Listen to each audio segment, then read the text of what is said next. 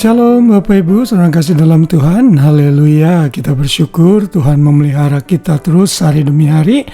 Kita sudah melewati pertengahan minggu hari ini, Kamis 12 Februari 2026. Oleh providensi Tuhan juga saudara bisa mendengarkan renungan ini, dan saya juga bisa membagikan renungan ini. Semua dan segala sesuatu yang terjadi di alam semesta ini, termasuk dalam kehidupan kita, Tuhan sudah merencanakan dan mengaturnya sesuai dengan kedaulatan dan providensinya di dalam karakternya sebagai Tuhan.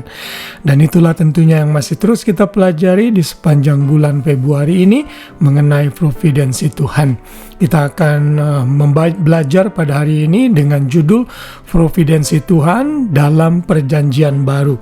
Setelah kita menyaksikan karya Tuhan dalam providensinya terhadap bangsa Israel sampai mereka dibuang di Babilonia oleh yaitu suku Israel yang bagian selatan, lalu Tuhan berjanji kepada mereka bahwa suatu hari kelak Tuhan akan memberikan satu perjanjian baru, dan bagi kita itu tentunya sudah digenapi saat Kristus datang dan menjadi Mesias dan Juru Selamat kita. Kita membaca nubuatan ini di dalam Yeremia 31 ayat 33 yang berbunyi demikian. Tetapi beginilah perjanjian yang akan kuadakan dengan kaum Israel sesudah waktu itu. Demikianlah firman Tuhan, aku akan menaruh Tauratku dalam batin mereka dan menuliskannya dalam hati mereka, dan aku akan menjadi Allah mereka, dan mereka akan menjadi umatku. Kalau saudara ingat yang kita sudah pelajari kemarin, setelah bangsa Israel ada di pembuangan, menurut kitab Yeremia mereka hanya berada di pembuangan selama 70 tahun. Lalu Tuhan memberikan janji pemulihan masa depan yang penuh pengharapan bagi mereka. Dan salah satu bentuk aplikasi dari janji Tuhan bagi mereka adalah mereka akan menerima satu perjanjian baru, di mana suatu hari kelak mereka akan mengerti seluruh Taurat Tuhan karena seluruh hukum Tuhan masuk ke dalam batin mereka, sehingga mereka bisa menjadi umat yang benar-benar taat kepada Tuhan.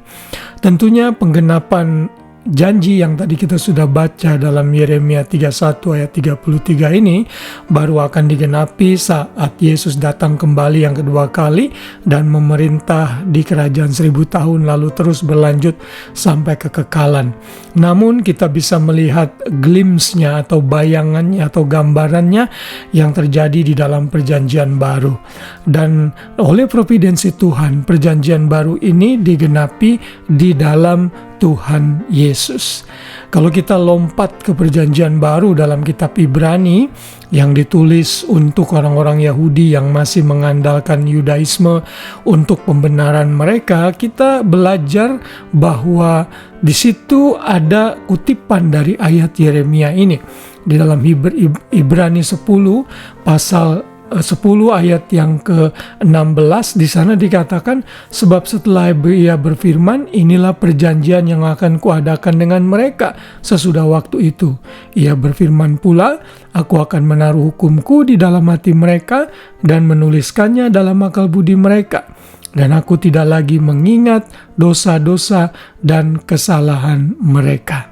Saudara, ini adalah juga janji untuk setiap orang di dalam perjanjian baru, bahwa setiap orang yang percaya kepada Yesus, dosa mereka tidak diingat lagi. Bukan berarti kita menjadi kudus, sempurna, dan tidak bisa berdosa lagi. Maksudnya, dosa kita tidak akan digunakan oleh Tuhan untuk menyerang kita, untuk against kita, karena darah Yesus sudah menyucikan kita sepenuhnya. Saya yakin saudara tahu ayat yang sudah sangat terkenal di dalam 1 Yohanes 1 ayat 9, bahwa jika kita mengaku dosa kita, maka Ia setia dan adil, sehingga Ia akan mengampuni segala dosa kita dan menyucikan hati kita dari segala kejahatan. Orang percaya masih bisa jatuh dalam dosa namun tidak berdiam di dalam dosa. Saat orang percaya jatuh dalam dosa, menyadari kesalahannya lalu berbalik kepada Tuhan, Tuhan tentunya tidak akan menggunakan dosa itu untuk menyerang kita, apalagi membatalkan keselamatan kita. Oleh providensi Tuhan, perjanjian baru ini tergenapi di dalam Kristus. Dengan cara yang luar biasa, Tuhan sudah menjadi manusia, lalu berdiam di antara kita, dan dalam keadaannya sebagai manusia, Ia mengosongkan diri dan mati di kayu salib untuk kita.